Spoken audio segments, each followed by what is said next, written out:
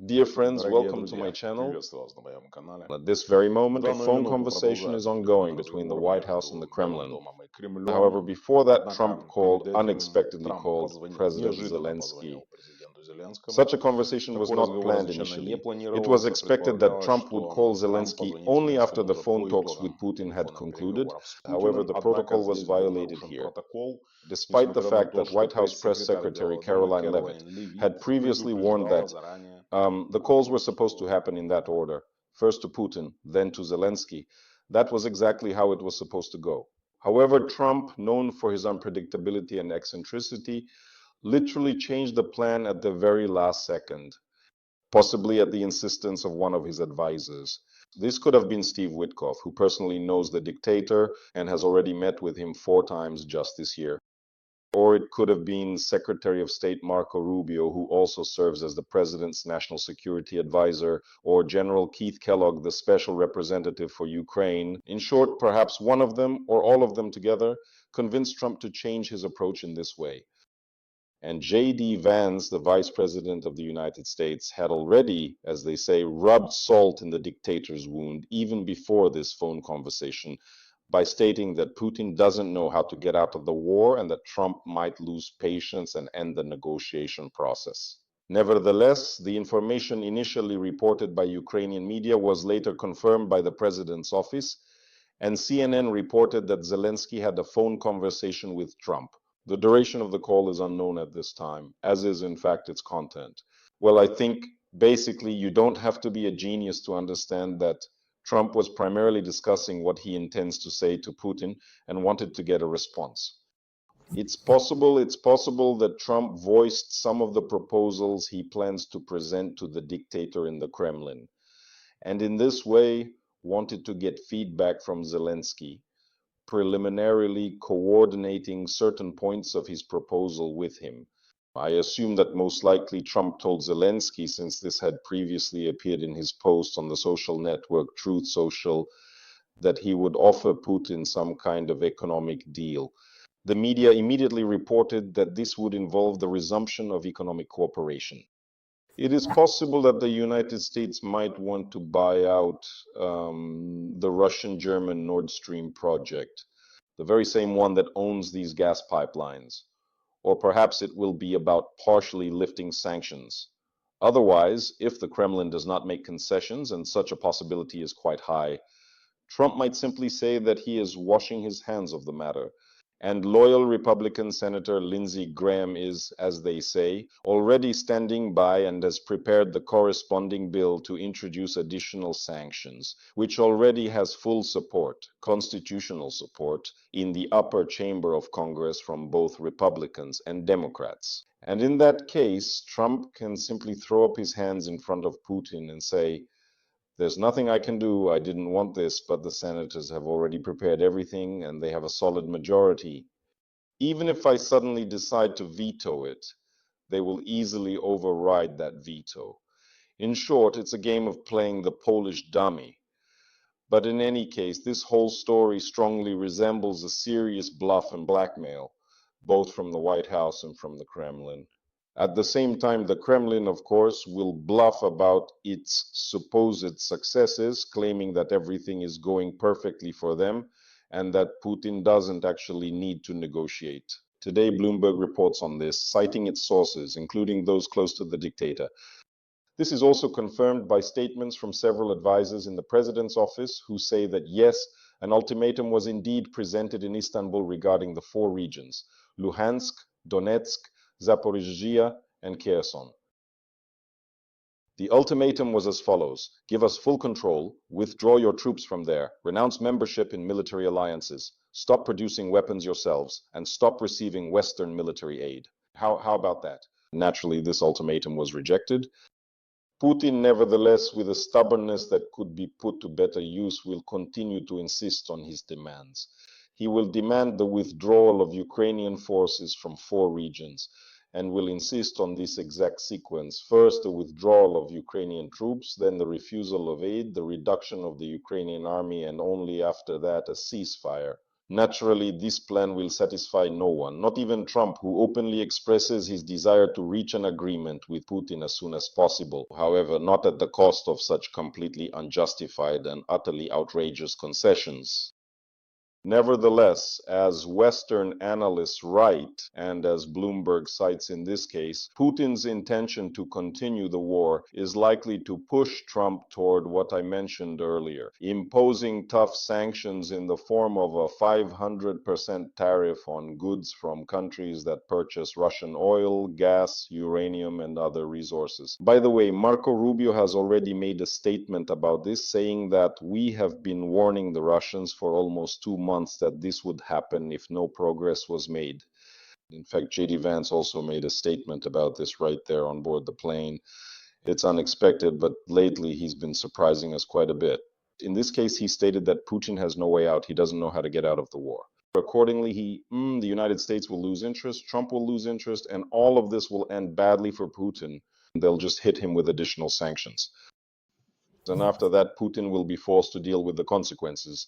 Bloomberg also writes that many Russian career military officers understand that Putin is overestimating the current state of the Russian army, overestimating its ability to end the war with a victory, overestimating the Russian army's capacity to occupy all the aforementioned Ukrainian regions.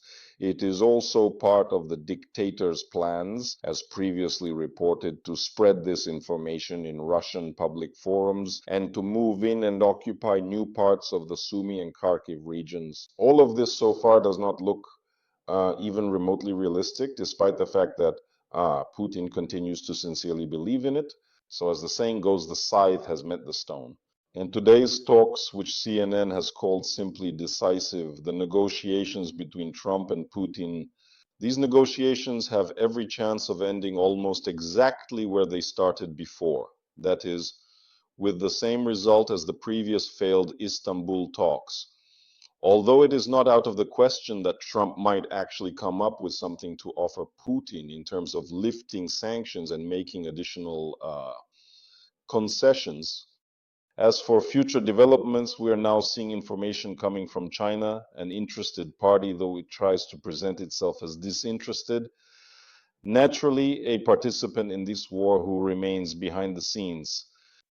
So, today, the Chinese agency, China Chengxin International Credit Rating, presented the risks to the Russian economy, according to which, in the opinion of Chinese economists, further escalation of the war in Ukraine poses a serious threat to the Russian economy.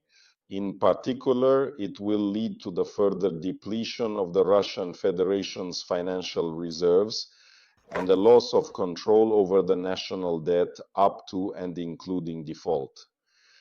Chinese experts have also assigned Russia a credit rating of BBB Pulse G.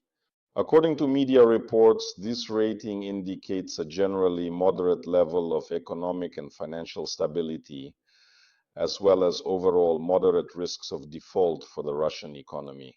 Nevertheless, it has in recent times shown certain clear signs of gradually adapting to the imposed sanctions and additional ongoing geopolitical risks.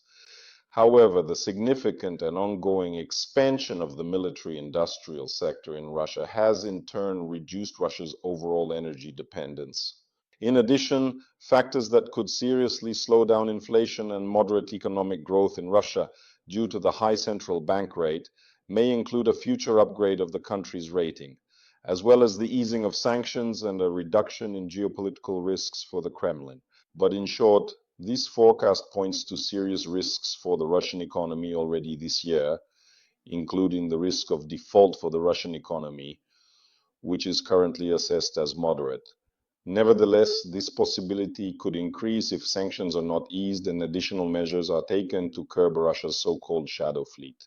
By the way, in response to an attempt by the Estonian Navy and Air Force to stop one of these ships, in particular on May 13th, the Estonian Navy, together with the Air Force, tried to detain the oil tanker Jaguar from the Russian shadow fleet, which was sailing under the flag of Gabon. At the same time, the vessel itself is connected to the Indian company Gothic Ship Management. This is one of the so-called shadow operators of the Russian Federation shadow fleet. However, this attempt, which included the use of naval ships as well as a helicopter, ended unsuccessfully because Russia sent a Su-35 fighter jet that violated NATO airspace.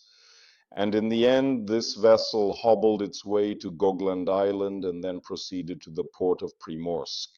And in response to this, Russia once again violated international maritime law by detaining the Liberian-flagged oil tanker Green Admire, which had departed from the Estonian port of Sillamäe. This was reported by the Estonian Ministry of Foreign Affairs. The vessel was traveling in the Baltic Sea through Russian territorial waters according to an approved route.